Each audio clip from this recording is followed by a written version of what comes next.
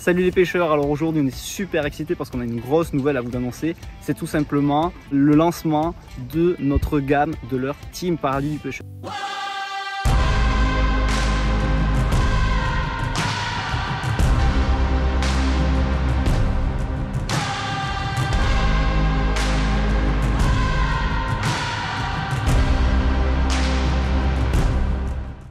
Pourquoi on a lancé une gamme? Tout simplement parce qu'on a voulu créer des choses un peu différentes, qui sortaient de l'ordinaire et qui, je suis sûr, vont vraiment vous plaire, que ce soit pour les pêcheurs de mer, comme de rivière, comme de pêche à l'exotique. Aujourd'hui, on vous présente notre tout premier modèle de la série Team Paradis Pêcheur, les leurs TPP en fait. Il s'agit du Poly-Stick. Pourquoi? Parce que c'est un stick bait polyvalent. C'est quelque chose qui a été fabriqué en bois à la main par un de nos amis qui a beaucoup de talent.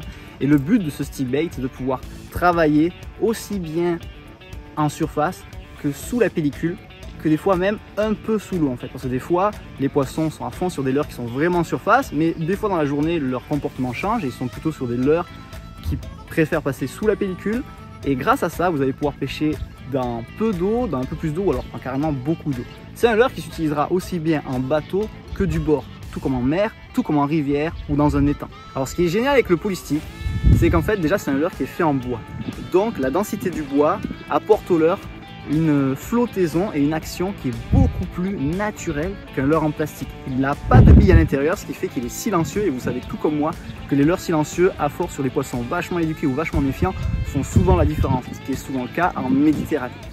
On lui a donné une forme qui fait qu'il se jette extrêmement loin et très facilement, donc vous n'aurez pas besoin de forcer fort sur la canne pour pouvoir le jeter très loin, même les jours où il y a du vent.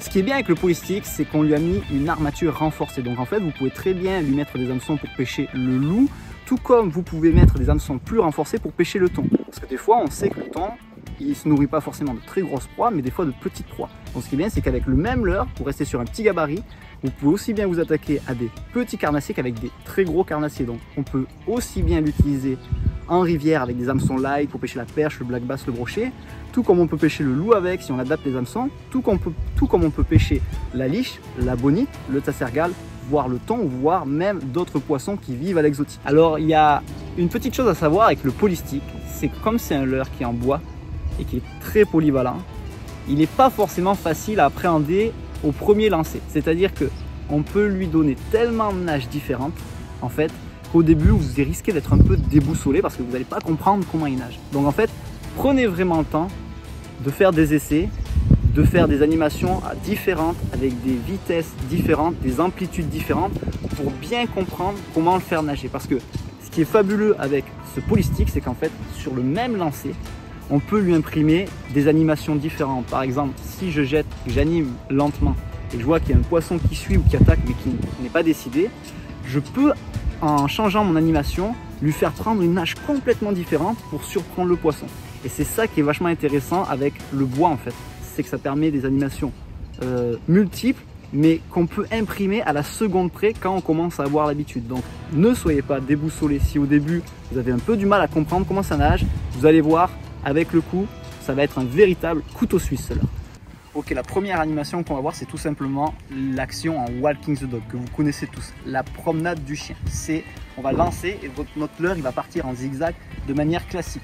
Alors, ce qui est important de retenir, en fait, c'est d'avoir toujours un angle de 90 degrés entre le fil et la canne. Parce que comme ça, quand vous allez donner des à-coups de manière régulière, votre leurre va vraiment réagir instantanément au coup de la canne. Et il va vraiment nager et répondre comme vous lui imprimez l'animation en fait. Donc là, c'est super facile. Ça va être canne vers le bas, toujours, canne vers le bas. Et en fait, on donne des coups dans la canne de manière régulière, en moulinant, doucement, sans s'arrêter. En fait. On peut faire ça très lentement. Le leurre va faire des longs slides. Ou on peut faire ça très rapidement pour que le leurre parte de manière plus rapide.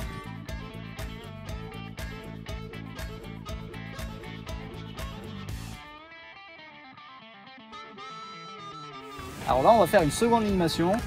C'est tout simplement le stop and go, vous connaissez tous en fait, c'est comme la première, c'est-à-dire on va imprimer des coups de suction dans la canne pour que le leurre parte comme ça, et en fait, on va faire des pauses. Mais quand on reprend l'animation après la pause, il faut être énergique pour que le leurre ressorte de l'eau, en fait il va nager il va s'arrêter. Et là, il va repartir plus fort. Et en fait, le fait de repartir plus vite, ça fait comme si le poisson, il était blessé. Il venait de voir le prédateur derrière. Et là, avec la force du désespoir, il repart. Et c'est à ce moment-là, souvent, paf, il y a l'attaque. Donc c'est ultra facile. Donc là, on va animer de manière classique. On va faire une pause. Et là, tac, tac, tac, tac, tac, tac, tac, tac, on va animer vite. On fait une pause, on peut reprendre de manière tranquille. On fait une pause. Et tac, tac, tac, tac, tac, tac, on anime vite avec des coups rapides. Ou alors, tout simplement, un stop and go classique. C'est-à-dire, on anime à notre rythme. On fait une pause. On réanime à notre rythme. On refait une pause. Et là, ce qui est bien, c'est qu'on peut changer de rythme. On peut accélérer, faire une pause, aller doucement, faire une pause, réaccélérer. Le but, c'est de surprendre le poisson. Il ne faut pas forcément avoir une animation qui est toujours très régulière, très métronome. En fait. Sinon, c'est pas très naturel.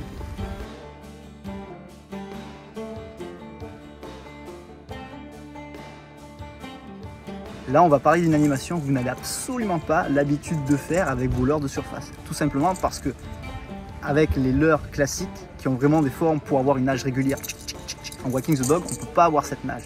Et le polystick, lui, qui passe légèrement un peu sous la couche d'eau, peut avoir cette nage. En fait, c'est tout simplement, on va donner des grands tirés dans la canne et le leurre va vraiment partir et vibrer en fait. Il va venir, il va faire s'arrêter, s'arrêter. En fait, il va vraiment, il va pas faire un Walking the Dog classique. En fait, il va vibrer, s'arrêter, vibrer, s'arrêter. Vous voyez? Pour que l'animation soit super efficace, il faut absolument garder la canne vers le bas, le sion le plus près de l'eau. Ce qu'on va faire, c'est qu'on va récupérer, mettre la canne vers le leurre et donner un tiré franc ou alors très long. On reprend l'attention, on reprend le fil, on donne un tiré long. On reprend le fil, on tend, un tiré long. On reprend le fil, on tend, un tiré long. Vous allez sentir dans la canne, et en fait, c'est le leurre, quand vous tirez, il va vibrer en fait. Et quand vous sentez cette vibration, ça veut dire que votre leurre nage et qu'il est efficace. Donc le but est vraiment de prendre son temps et de ne pas aller trop vite. On prend son temps. Et ce qui est important, c'est de faire des pauses. Parce qu'en fait, une fois que le leurre est dans l'eau, on donne une tirée, le leurre part. Au moment où on reprend le fil, le leurre il fait une pause. Et là, on remet un tiré. En fait, ce qui fait que le leurre, il nage et d'un coup, il s'arrête et il repart. Et souvent, il part, il fait une pause comme s'il était essoufflé. Et au moment où il essaye de redémarrer ou au moment où il fait la pause, c'est là où le poisson, il attrape. Le poisson, il fuit, il s'arrête, trop tard pour lui. Bam!